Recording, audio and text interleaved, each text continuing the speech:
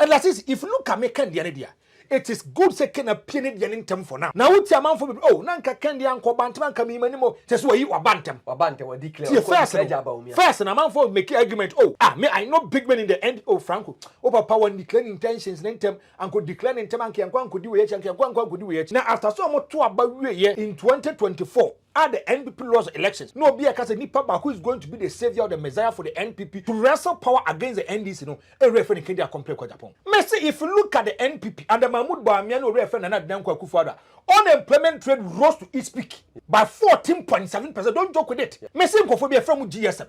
Or say Ghana, 41.7% of Ghanaians are doing sports betting. Now I want to ask, what did the NPP, especially Dr. Bawumia was able to do for the youth organizers or the youth in Ghana? These are the kind of questions I'm asking. Yeah. Minimum day. I know that Kedia Compare Japan is a campaign and a champion of the youth. Yeah. Some people are saying that they are going to do campaign on youth organizers. But Lasisi, me tete say me ma just say no wo come wasem. Say omo ko share youth organizers no more 5,000 is that one. Me tete. What I'm also hearing is a different thing. Pensema meeting. Jamete no. Enyam kofona pe ebi wo ha yesika se bi wa ya ne kase kasa momra na momra me endorse nipa. The video back was say hey your mama mo chimo so fra santimam would be my campaign one just so be patch my chimo so my children hey unya obia who say the life no affecting every sphere of Ghana the bia obia nya no faso politicians nya no faso businessmen nya no faso enkola omo nyanka nya no faso enkola omo nyenda so wi ase nya no faso Obia or Hedeke, no Cassam, and touch Nakuma, or Yan Hofaso. Sandy Bawumia came to me, almost honorable, that Ben now they on Nobu Japan Bacofodia. We are stronger than our time. And I saw the brother. Now there's a mechanism. Hey, the boy who can't come and say, I'm the hero.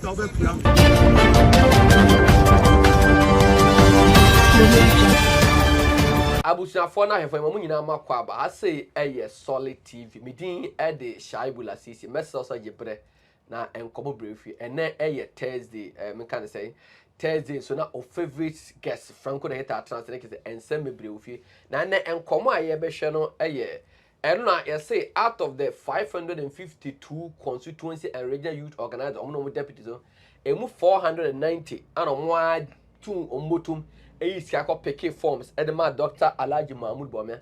You to not kasa Dr. Bawumia so akasa. And I think so. I said a quack say Mika and some joyful say social media influencer and a show more. And achim kwana na kufia side of Wound to Me TV or my channel. And I think so Ghana Jollof and say Obama and I think so fancy comedy so ya chumo. Is it say a byway patch chichere? And I say no cre dear. Omote social media so ye no enya de bebo oman koso and same way Afrobeat kan na no pay wi anwumre and some no so me a dem na nti ma Franko say o meka me ho na ye ntase asem no say besipa ani konia ha ye tase bani fo me twa mo aba me ba Franko hater atanse da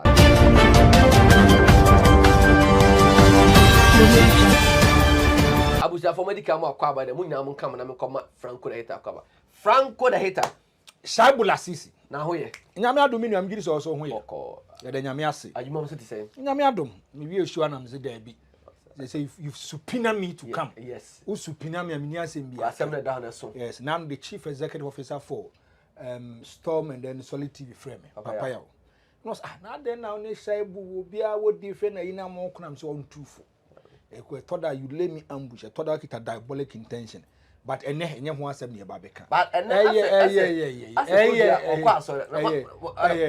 it is an honor and a privilege to be on this network there be ameka today we didn't come to discuss could be an animal why reform and I say on your reform the obe fani bi afa the obe fani bi in this party headquarters so nice you say in your first time you see opposition party visiting party in power but that's why calm now the first no aggressive na that's the first and that's let's focus and stick to the topic we want to discuss because a man for say your data no more bundle hey your more Ghana so hey let's be focused say say you have to discuss this kind of you have to and what catch no my time then I go and read and do research about it. Idea means you are there. Me can once. But could you ask them quite what that can have obitima kan. You know, lasisi medasi na yem concern. You to connect or chirbe fi. I'm the new job in Kofodia NPNO. Really? Once about Canada compare kwa Japan. Once when yaje. Once when yaje. Say once wa ba me ka me yaje. Say me say oh. But you are happy in your heart. You are happy. Are you not happy? Because politics is about numbers. Me ka me yaje. Dabi. Inside you are happy. Politics is about numbers. Are you happy? Ara me say me ka asem na achiro. Ko di asem ka chano Dabi. You happy? Me say me can't just back on board. And it is a good news and refreshing news for Canada compared to Japan. And it's it is a good news. A good news. It is a good news.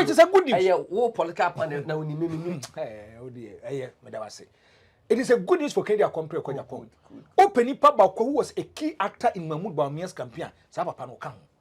Over Canada, such as I'm to be more as a cocophobia or by no movie program be a man of Castle Montrabam from Macramoni and Mocasa Derby. That kind of comment and all make they have issues with it.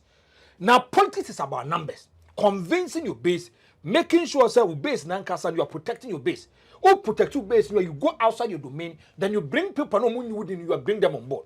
This is an MP. Yeah. And if you go to Eastern Region,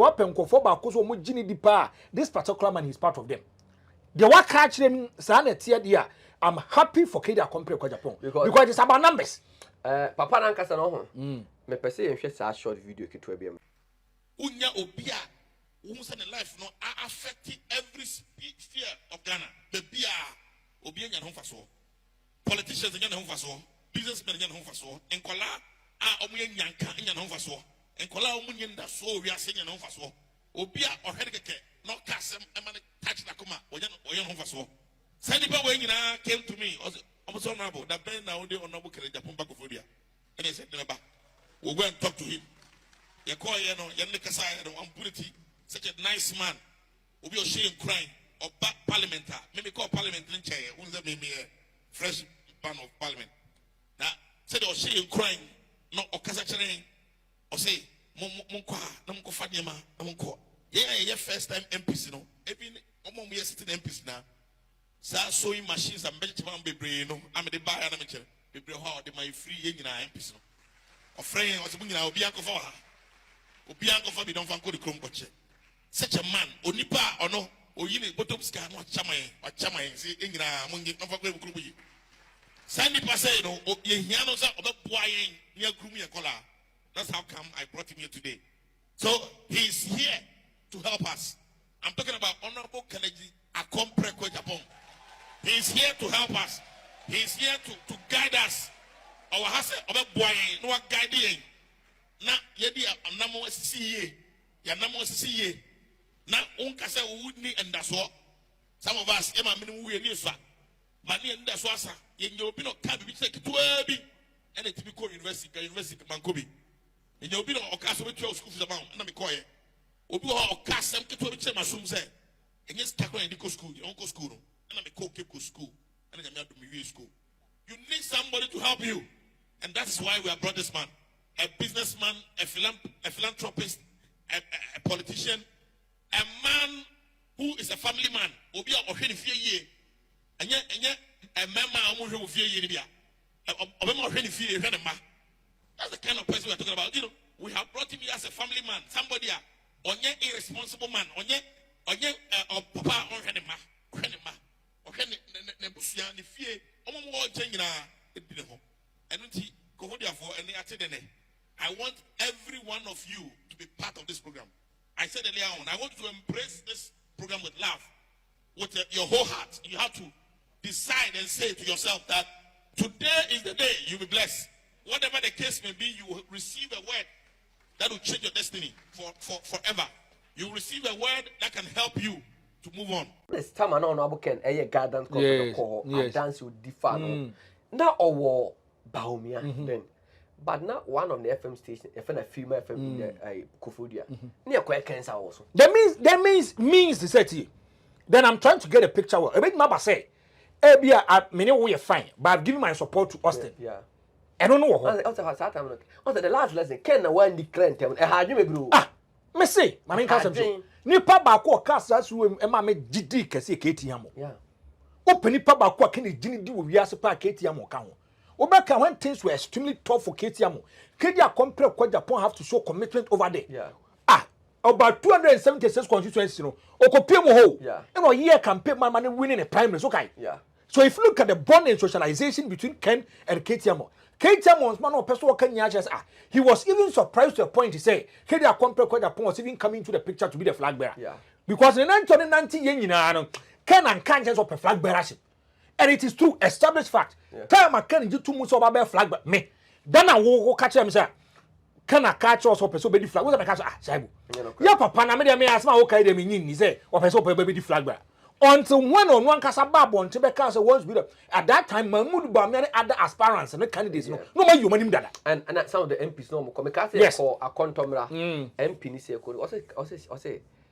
also the young MPs and Ken and are grown from parliament also mo akwa boabo man ka say Ken say Ken wo but me depressed and now my contest in the cat mo trying to be surprised Kennedy the end it comes once one boom Kennedy the end one and this Mahmoud Bawumia mo first on me catch us after the exit of Akufo they are exiting the scene with him all of a sudden me but I'm say Ken do I am a man for say and Ken the one indicate here Ken no or you very strategist unim Alan yi na nim Alan me hu say obekobi no de omde Alan kona Ken a really serve achemfo no mu bi na mo fi so omoye ajapade project a mo fi so omde Dr. Bawumia ebesi ano no se uyi wanim ntem a ahwa de omoye wo no ti Ken ye said no me yi manim ntem me ma mo enkrepo me but me shata me to ma na mo but eventually I agree but eventually went against him yes eventually because they lasisi no kwaya ba akope now if you look at 2020 elections after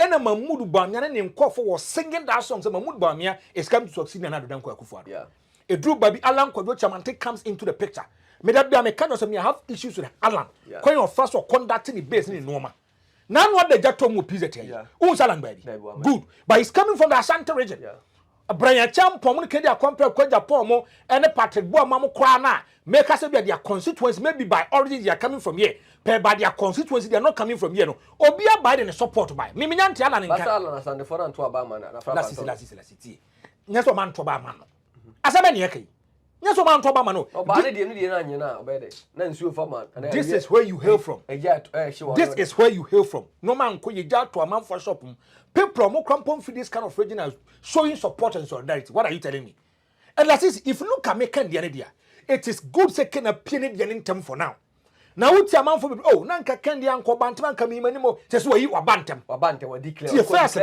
first na man for make argument me I know big men in the end Franko papa when declaring intentions intem and could declare intem anke anko could do we anko could do we now after so mo to about ye in 2024 at the NPP lost elections no be a case nipa ba who is going to be the savior or the messiah for the NPP to wrestle power against the NDC no e refer in Kenya compare kwa Japan first one can intem this time round what can intem so some for na first mo gas one can intem no what can intem last is baby dey na dru no Kennedy are compare kwa Japan and his team they need numbers they have to convince people as to how they should join the train because it's a man anyway August I must say all campaigns are suspended until September 2 unyentia omutu akwachia by election here now September October November December so it's left about 4 months to do serious and active campaign and mean that be American. So me say if you look at the campaign you never have a perfect campaign error ba ko mienu miensa but I'm really in love with Kennedy compare kwa Japan now how he's conducting himself. Let's see the Kennedy we used to know yesteryears it's not the same Kennedy we are seeing today. Let's be factual.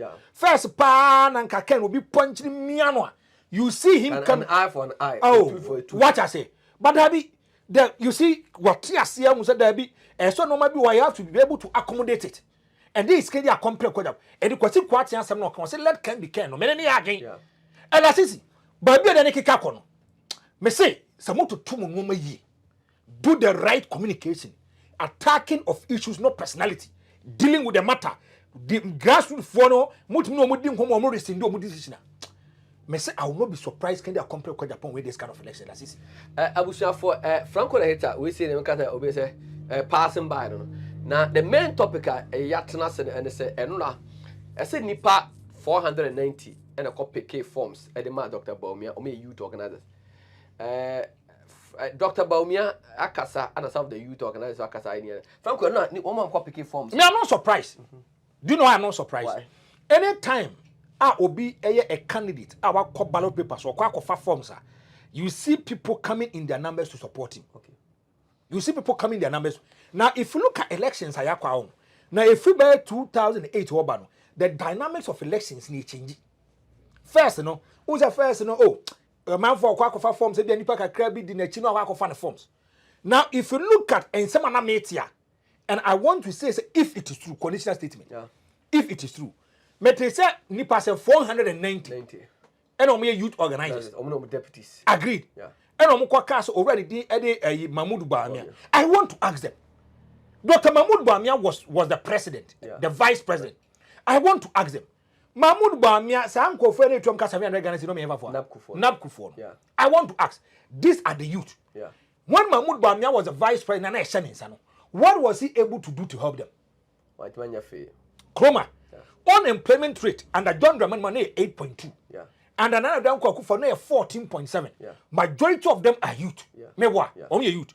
What did Dr. Mahmoud Bawumia do to help the youth? I'm asking. These are questions that I'm asking. Yeah. Yo, Kroma, planting for food and jobs. It was meant for the Greek and the youth. Yeah. Ekoko si say. Say jobs no make youth. Me buy Ekoko si say because there's no jobs. Yeah. Ghana, Dr. Mahmoud Bawumia the vice president for 8 years. When Mahmoud Bawumia was a vice president, when it comes to sports betting, there was a lot of Ghanaians that were doing sports betting because there's no jobs in Ghana. Youth in your being. Ajumani ho, me catch us if you look at the voters register, 65 to 70% of the voters register comprise about the youth. Yeah. Majority of them are doing sports betting. Some for sports betting, say no one can sports betting. And the majority of the youth organizers are jobless. Now if you look at this kind of youth organizers, maybe the way you are known as uncle for. Go and ask them. No, no, let's ask questions. Me, I don't have a problem. Say you be but I didn't any problem for the back casano. Then you go into the merits and demerits of the matter. We go deeper into it. Yeah. Or one year youth. Yeah. You today they open here to why you coordinators district in the municipal and region no. You today Eduma na open. Yeah. Me say if you look at the NPP and the Mahmoud Bawumia no refer na Danko Akufo-Addo, unemployment rate rose to its peak. Yeah. By 14.7%. Don't joke with it. Yeah. Me say ko be from GSM. Or say Ghana 41.7% of Ghanaians are doing sports betting. 15,960,000. Out of the 33 million. Me say, 15 million. now one Ghana statistical say Ghana we have grown by 1.34%. 1.34%. No, majority of them are doing sports betting. Yeah. Me no me credit be adwuma wo ye bi. Ana me ye adwuma wo Asha FM. And them one loss in TV. Say me sura no pa sports betting mamitri. David. Do you know why? I have to wake up and go and work. Me kwa research your plans and wako kasa. Yes. And me kwa ye adwuma msa busu me betua meka. Meka say me go fit yes and one and money and siche nipa de be man. Do you know why? Or say me ye adwuma. Yeah. But look at this kind of this people so me youth. Now I want to ask, what did the NPP, especially Dr. Mahmoud Bawumia and for was able to do for the youth organizers or the youth in Ghana? These are the kind of questions I'm asking. Yeah. Minimum there. I know that Kedia Compare quite the point is a campaign and a champion of the youth. Yeah. In time catch us a copy. Otaka said for the youth of this country, I'll die. Meba. Time now omoya summit be no call regions in your guidance conference. No, your mind for youth. Why? He want to motivate inside them. Yeah. Or the nabra boy and fan to say na me ton dog chain, na me ton piki, na me ton abele, na me say I never thought say I could rise up to this kind of point. Today, if you are talking about one of the filthy rich men, filthy wealthy people, can they compare with Japan? If he talks, Saiska or come one, he speaks in volumes. Yeah. But in Chester, baby, on no side, say for being means that for me, yeah. And anytime he gets the opportunity, he tries to psych and motivate the youth and tell them, say na the entity. I want to ask, can they compare with Japan? Kennedy may blame you a lot of people. Yeah. If Kennedy were past 7,000, that's almost 6,000 youth. I want to ask, he has given life to 6,000 youth. Sure. Let's not forget, say youth, no, say I'm in a bush and for here too, no, get one. That person, no, he feeds about 3 people, are tied to making 4. 50 na a Ghana could be do 12,000. Yes. So let's 18,000. let's not joke with it. Me no problem. Some people are saying that they are going to do campaign on youth organizers this anoma. But assisi. Me tete say me o. Me ma te say no wo ka ho asem. Say omo ko share youth organizers no mo 5,000 this anoma. Me tete. Yeah. What I'm also hearing is a different thing. Lasisi. Franko later. If it is true, per my information, what I'm hearing, who tell you to ask my mom say? Say, I'm going to say, I'm going to Dr. Bawumia. Thank you. And to one I call pick from the man. Yeah. Say another. Say me did to me say, Canada complex quite the point is the savior of the NPP. And the aqua pick forms the manner. And yes, a GKSK. Debbie. Say, yeah, I know, say, I got a Canada poor campaign. A communal leader. Indeed. Another. So maybe Jitum say Canada complex quite the point should be the leader of the NPP. Now, quack of forms the manner. Meaning I'm financially sound. Yeah. See, forms from can you see forms the boy say. And 100,000 say. Yeah, 100,000. And I finally fear 500,000. Yeah. So if the youth can go for 100,000 and give to Dr. Mahmoud Bawumia to pick a form, they mean said financially they are sound. Yeah. Almost kasamu ye. Enti no moko for this particular form so they money. Yeah. Now if you're doing this, it should be genuine. Yeah. Meaning say enya fe na wo kwa say there be we be so wachi ye pia say kona kwa say dey. Yeah. Tell me critically. Pense ma mate no. Jamete no. Enya nkofo na pe ebi wo ha yesika se bi wa ya ne kasa momra na momra me endorse nipa no. Samu. Oh, me I see nothing wrong with it. What I mean by me I see nothing wrong because obi an taxes out. And there is no government in from 92 to date. I with me for a teacher for MPP. No government anything for events saying Cocoa board workers MPP. No government any for security service especially local immigration. No money na 4,500 and something. You have a free no. No more 21,000. Look at the differences. Go to police. Police was about 32,000. You have no more almost 74,000. This is Nyama MPP are buying a year better than American who lose election. It doesn't matter. Maybe a free bar.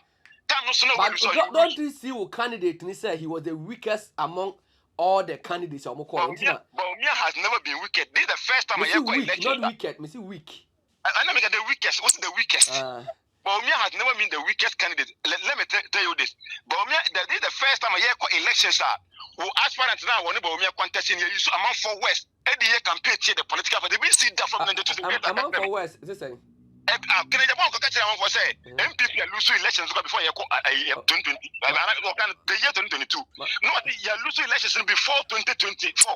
That who was the presidential candidate? Was that what I say? And someone got to Mama Sunina, and someone got to Mama Sun, no Caribbean, Mama for the one in channel. How do you expect MPP as a defense?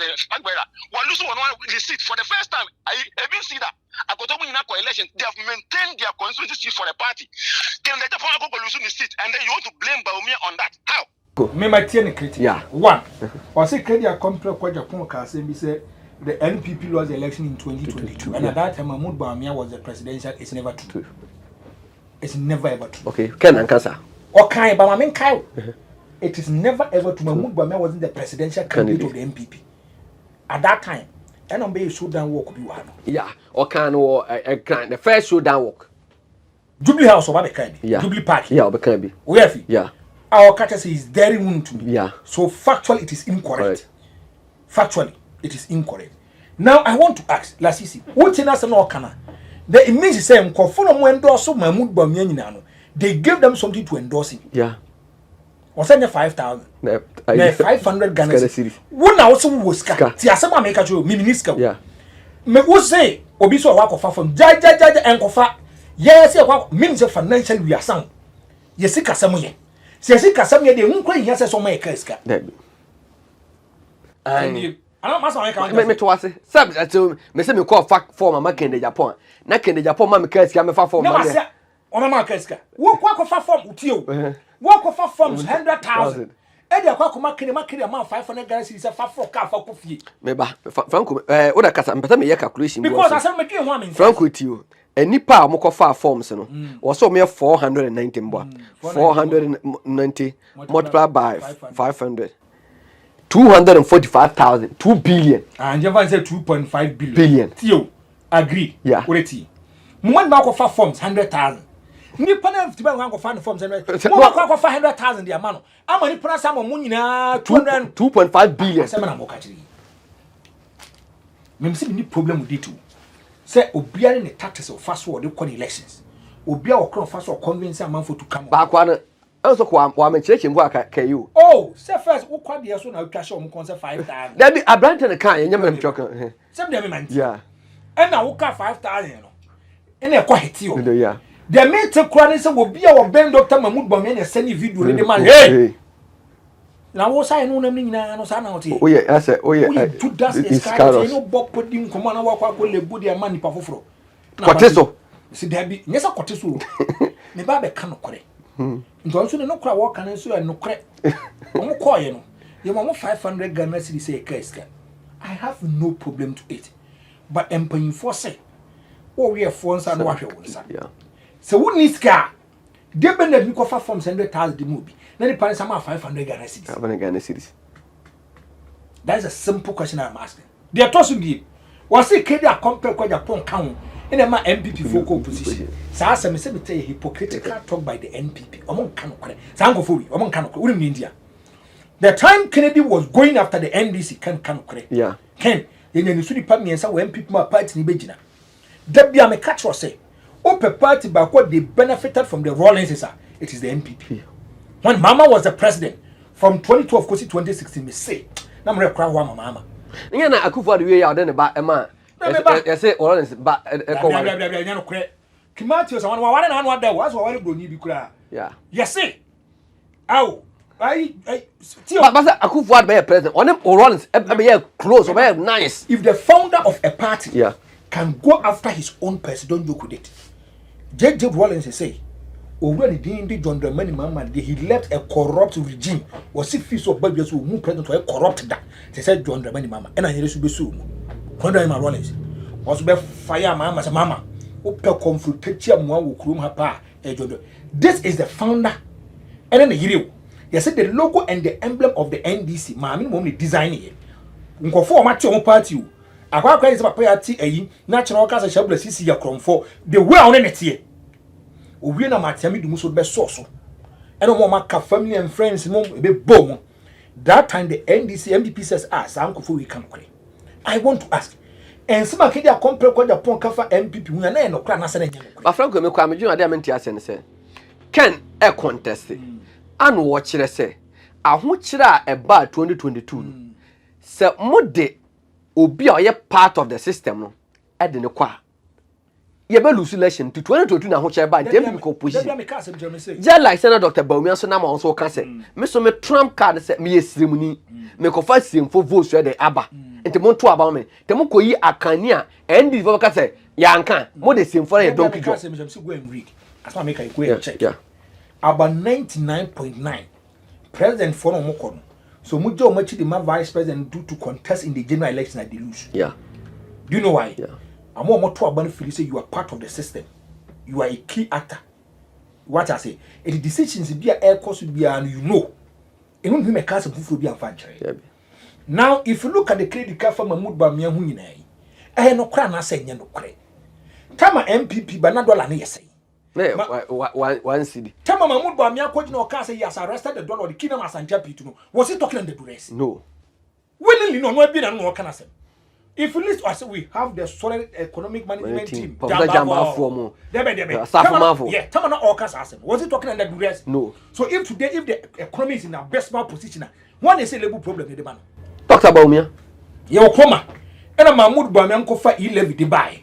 e the incapacitated MP any imposter adwasa for buy and one here o tie kwa abi kwadwo ponkroma o se Mahmoud Bawumia kwa na teso ba 100 Ghana cedis yes a lot of Ghanaians says ade na mo we have issues with ye nyam Mahmoud Bawumia ne ntanka mu fan to ba ni bia man na say he is the only person how making sure that are there a Islam some or could you tunza nke famra kuruma when it comes to sports betting haram tell chairman sabozu catch us kwa report to John Dramani Mama and the Assemblies of God for John Mama SI or mine is answer so be 10% in the floor if the campaign chairman no the manifesto chairman for the NPP at the Asamaba. Then if you look at the flag of the NPP to the Asamaba, a direct opposite, who is doing campaign against each other? So what are they telling us this particular year? Franko, yanko fancy comedy ene achenkwanana and afin so Ghana Jollof. Media fancy comedy maintain asem. Yeah. Maintain, do you know why? Yeah. Me person me fancy comedy maintain. May sometimes call fast work can answer no. Unia bota you be pushed to a certain kind of area to talk. And to another asem no Jollof India. Because utie na asem na. Wonu ko host TikTok live. And na ehon na em say Ghana Jollof make so mekuma amo se de ende ma nwu se de ende. But me ka say ebre charge ken the Japan treaty no. Omo the fifi wo so kan ho because una host program no. Una wa model program here. Enti no omo fi say ona model program now. Una ne host una invite omo. Enti and the missing manti. Okay. And I cannot talk about it. Okay. Ajenkwa den de mitie. Okay. Achenkwana na onu bremu kofi asaro no utie. Me dana sometimes on. Do you know why? There are some people I'm very close to, you know. And your master bana wo kan on. One year extremely careful be you nipa no crash ko ni no kran kasa bi. Don't mention what there. Sa Achenkwana no. Ghana for more breach do do na be dia dance. O kan issue bi fa me ho. Emma almost send me video say me react. Yes. But what I did me fa phone am friend am mutan say asema wo kata shaibu didi party mpeni for what me Dr.Bawumia atem da. Ba bro nye diken the Japan time respond dey. Enti me di party mpeni for atem. And some of catch me phone say I didn't like it. Me tunu for no put on share. Uti. Na enti asem we no.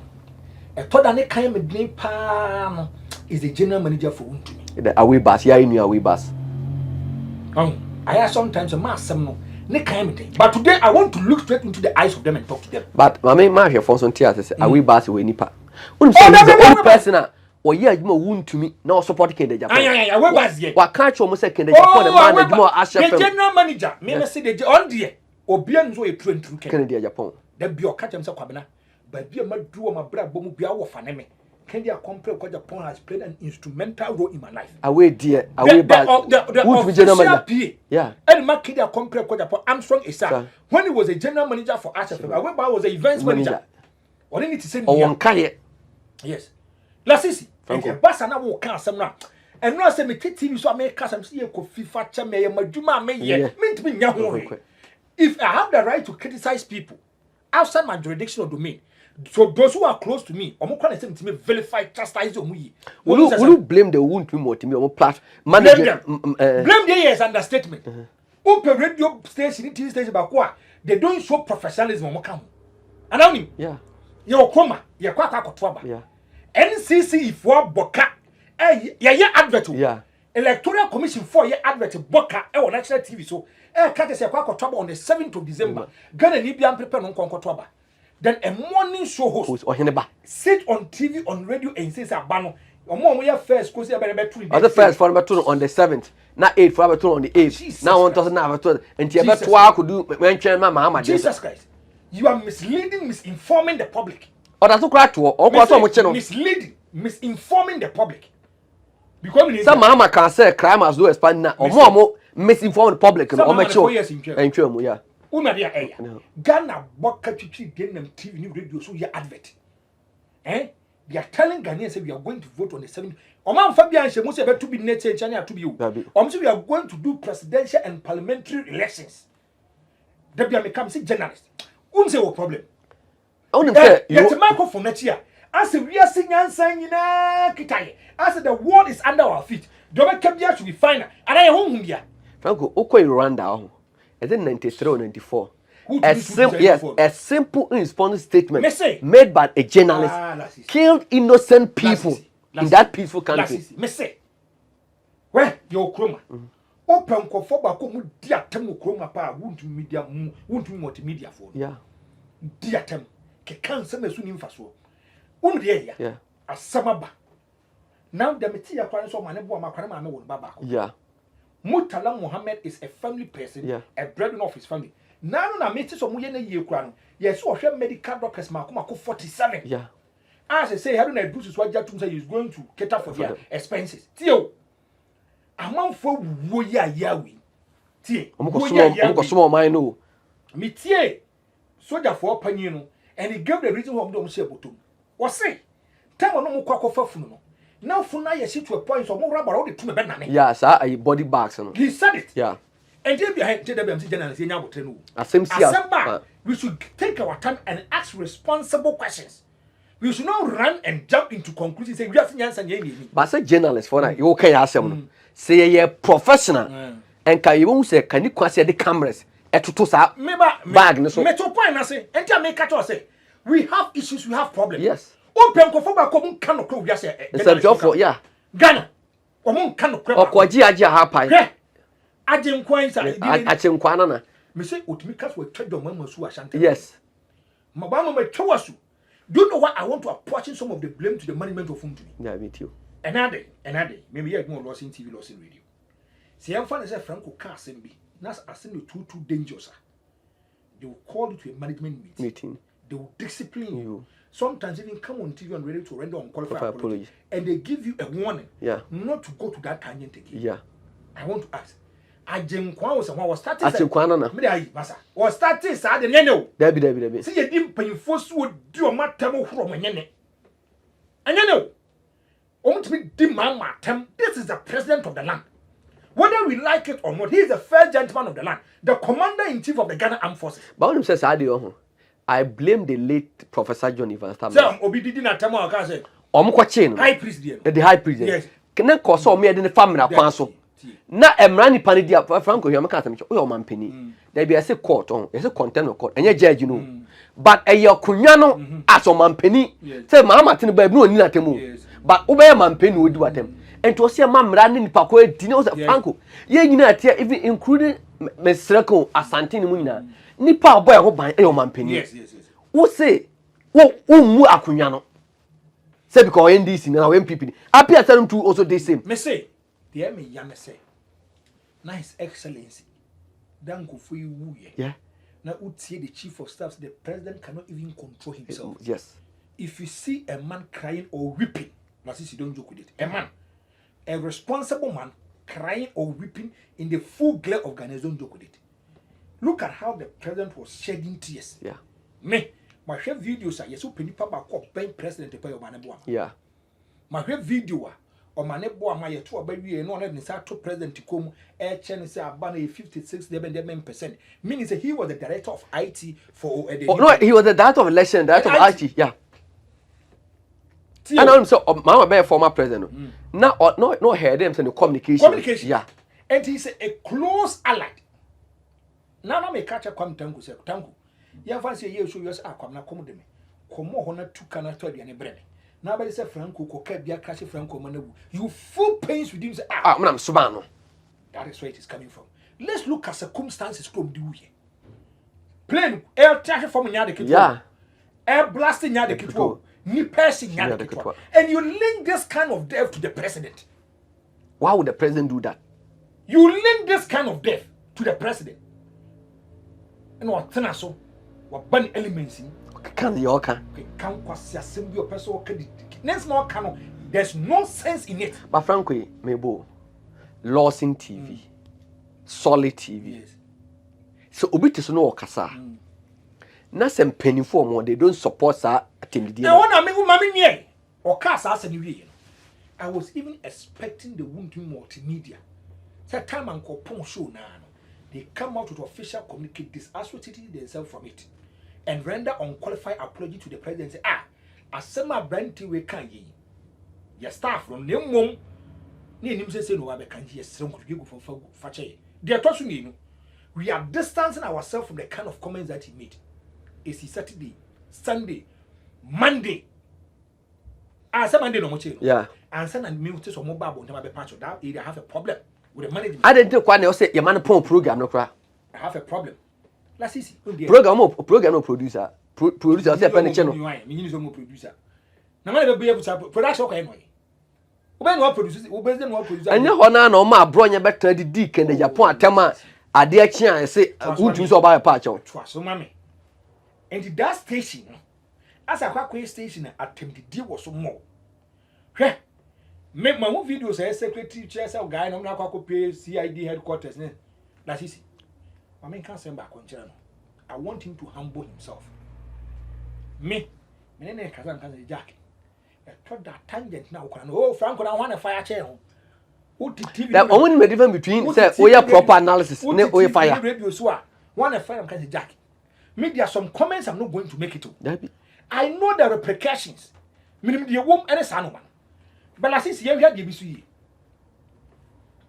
minimum one TBS so. Some nation was linked to the death of the yeah.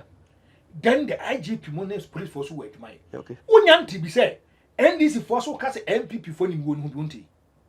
Matter say plain before say baby on Kotoy 45 minutes to the place what's a plane pass and he said Obi Anna like say plane blast baby and you know a soldier phone. So much say in fact now I monitor this guy a friend Ibrahim of TV3 no watch let's say omo ko 45 minutes to baby I didn't see ankatana what's a plane pass in Google the plane blast by Madam Fuzuba se plane nanka pese landed 3 times yes one day yes. Madam Fuzuba yeah it's our same way. I'm disappointed in him. Do you know why? Yeah. This is a security information. They are doing investigations. So when this kind of information, go to them. Let them bring you on board. Here, you hold a position. Yeah. They are doing investigations about it. If you come out to make this kind of comment, do you know what you are trying to say? You put the Abusuya phone to a certain kind of fear how their people died. Yeah. If you are doing where wrong. Do you suspect say the president was the target? Me, I don't suspect it will be a target. Me, I don't suspect. I take it as a yeah, I see. See, Masiati and this mere thing was say MPP for some could hear the big baby or names of a quarter. Sandy Parason Kofan. I can't. Yes, do what I investigate here. Thank you, my brother. Thank you, Tio. Now, Asamasi. Obia, which match and near far dinner see on who be an answer or when empirical evidence they should go after the person and bring him. That's what I make they should go after the person and bring him. And then any information be a yin. We almost said the last call I am say between the sapon Obi and I said last for 10 seconds. They should go for his son. Say no cry. Yes. They should go for his son. That's why not say as a person form. No, I did the best in my headquarter. Oh, to me emergency landing or person you want to I didn't take to play more you say no your phone. Now what now you call? Me no for play baby. Yeah. They be no and off flight mode you phone. People say them no say no your phone. Say son or more can there. Then if you look at the old time some year your course. Yes, or money boy and in fact, minister son almost they communicated with them so or more landed and to almost for cars and make sure more boys the park be. Oh, my tier one or say can say they should go and pick him. Yes. Or more can say maybe I want the communication between maybe the pilot and the beer. So ni pano kasa they should go and pick him. Ye pesi and the program o ma change now. You see pesi nya pumasibre e wa asem na e koso. And the MPP for no e be cancel no and accusing the president and the security apparatus and issues no they should go after them. Franko. And this force almost so kasa asem no they should go after them. But last is mami kasa mchiro. Abrabo ayebu. Me the biam se me nya opportunity me kasa me kan no crazy this city. Ade we e koso yi. Some time ago the NDC, they were happy how people were insulting the president and not them Kwakufa. They didn't talk about it. Yeah. Yo, Kuma. And that's a medium fi say.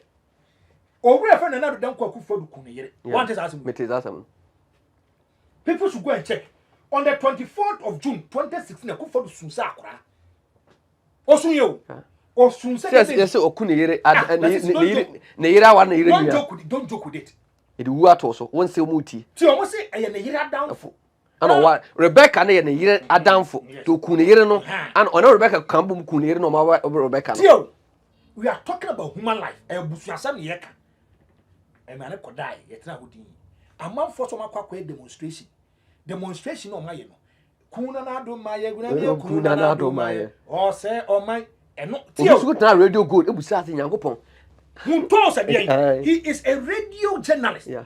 Was it Anka if you look at play Akufadu Timu Krampona and plane is uncle top Munira and Akufadu move plane.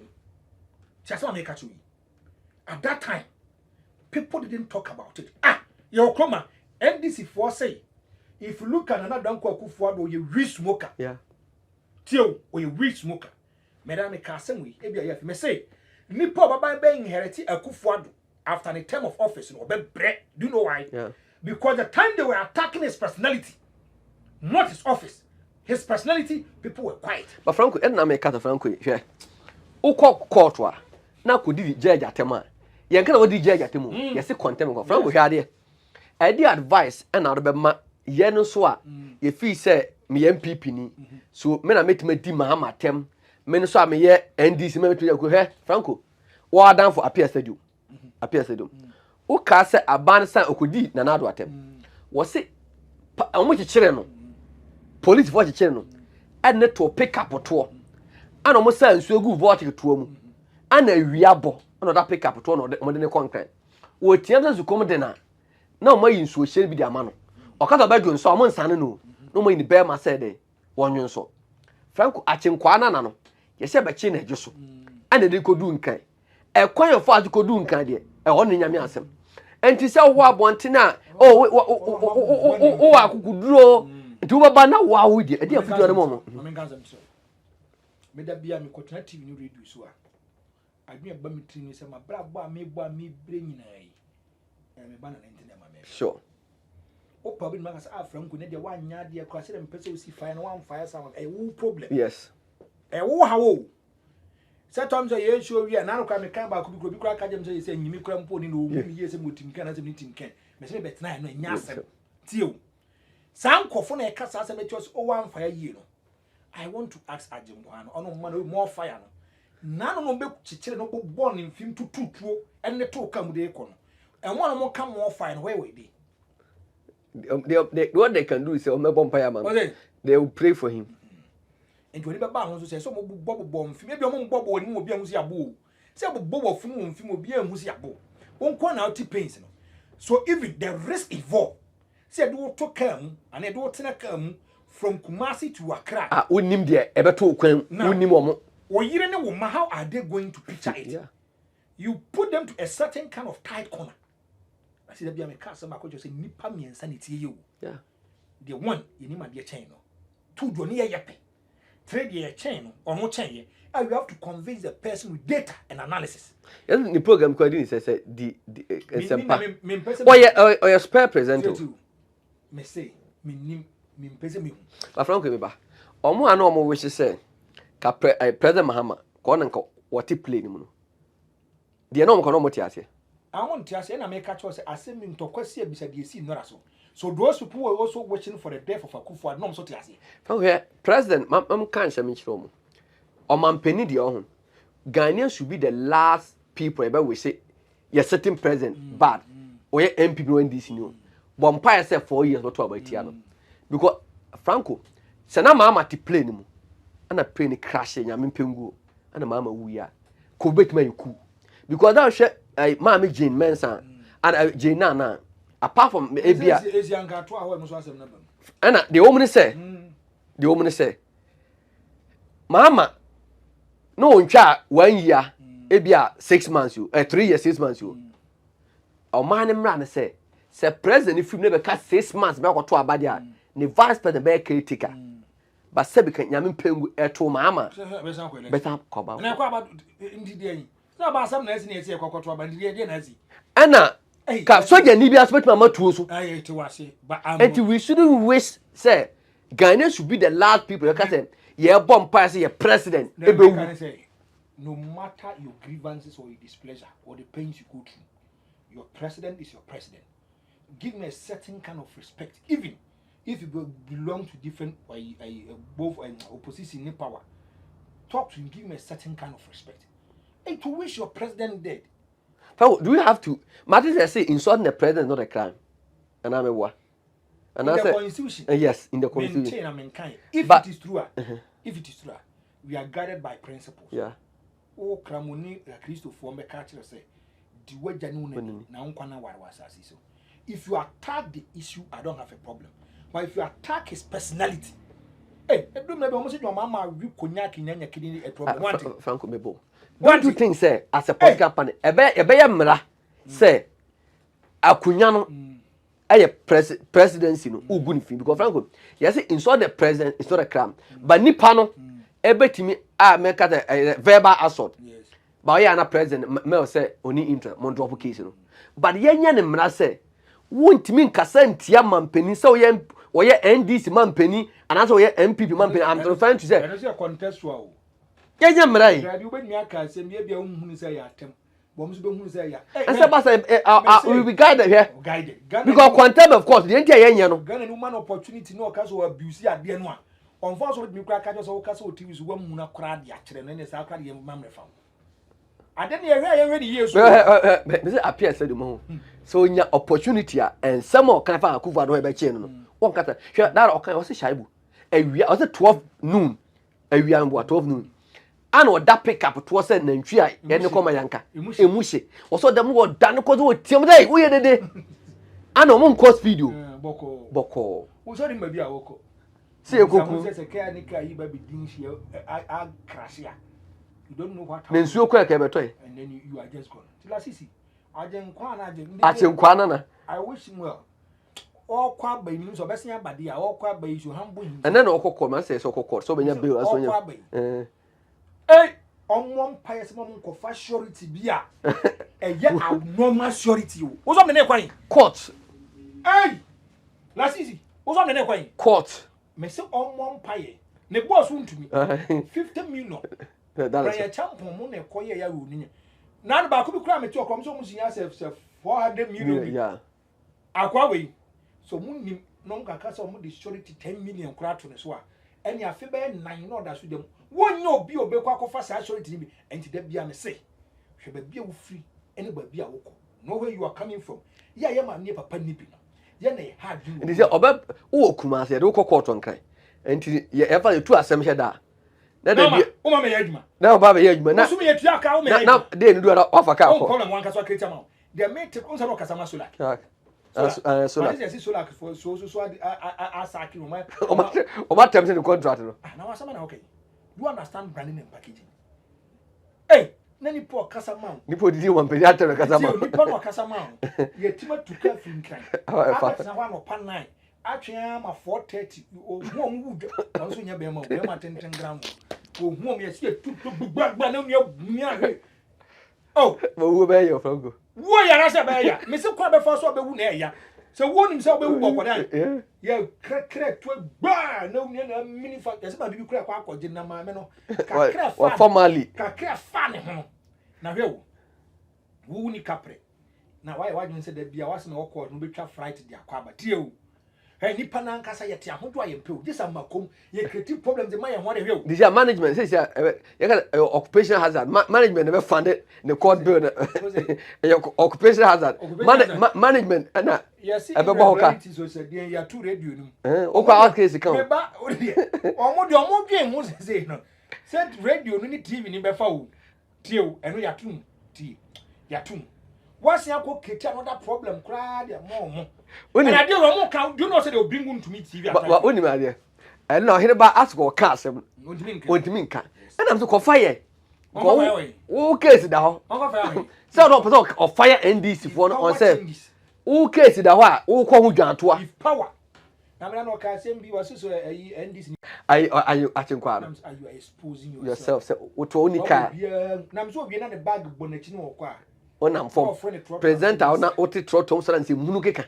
Why do you put your life at a risk? And there nwa omo manyaska papa kura wo MPP radio presenters o manya ene bi su for fight e bi su sa phone ya aba wo free sign katu su e bi kita Benz e bi ko UK ba e bi di atam ne amaniska o sha big man obi interview na na dan kwa akufo on 2 or 3 occasions obi na chema mud ba miasi kaman won kan sa ni parko ya gbo kwa nkasa okoka ba akukọ ye misleading you so ayi chum nakop se nakotis bo da bia so maba be che no sa ni parko hedin wo wunya ka pemfi ho minu we nya ye pe yiri ye hu ye ma ye gbo from 2016 ba be sie me nya ka pre me nya he obi ama no he me na me ba me se me ye neutral journalist adie ne how but Frank also the difference between wo ne me said me try because Dr.Bawumia ye to aba wanya de onya zero oyese ba se me bie ma no se me di Dr.Bawumia tenata me di Dr.Bawumia campaign tem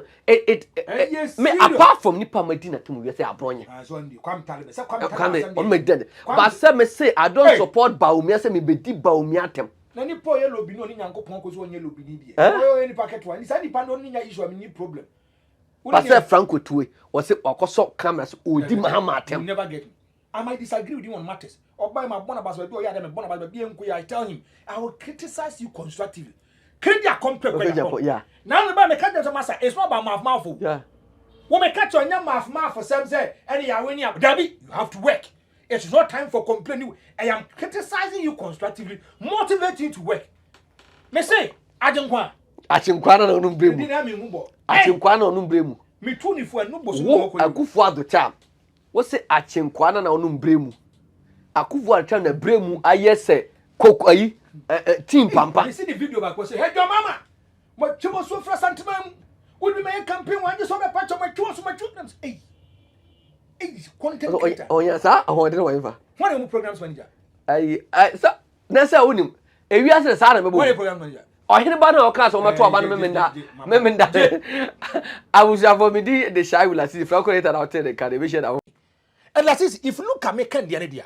It is good say can appear the term for now. Now what your man for oh nanka can the anko bantam come anymore. Just where you are bantam. Wa declare. First and a man for make argument. Oh, me I know big men in the end. Oh, Franko. Oh, papa when declaring intentions in term and could declare in term and could do it and could do it. Now after so much to about in 2024. At the NPP lost elections. No be a case nipa who is going to be the savior or the messiah for the NPP to wrestle power against the NDC. No, a referee can compare with Japan. Messi, if you look at the NPP and the Dr.Bawumia no referee and Danko Akufo-Addo, unemployment rate rose to its peak by 14.7%. Don't joke with it. Messi go for be from GSM. Say Ghana, 41.7% of Ghanaians are doing sports betting. Now I want to ask, what did the NPP? Especially Dr.Bawumia and Nkofo was able to do for the youth organizers or the youth in Ghana? These are the kind of questions I'm asking. Yeah. Minimum day. I know that Kedia Compare Kwa Japan is a campaign and a champion of the youth. Yeah. Some people are saying that they are going to do campaign on youth organizers. But that's me tete nsem you. Me ma te say no wo ka ho asem. Say omo ko share youth organizers no mo 5,000 is that one. Me tete. What I'm also hearing is a different thing. Pensem a mete no. Jamete no. Enyam kofo na pe ebi wo ha yesi kasa bi wa ya ne kase kasa momra na momra me endorse nipa. The video back was say, "Hey your mama. What you so for santimam? Would we make campaign one just on the patch of my tools my children?" Hey. Unya obia who's in life no affecting every sphere of Ghana. The bia obia nya hon faso. Politicians nya hon faso. Businessmen nya hon faso. Enkola omuye nyanka nya hon faso. Enkola omunye nda so wi ase nya hon faso.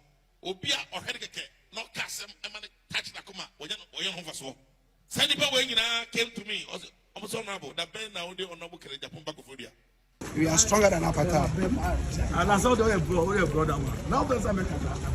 Hey, that boy that who kept me say, I'm the hero.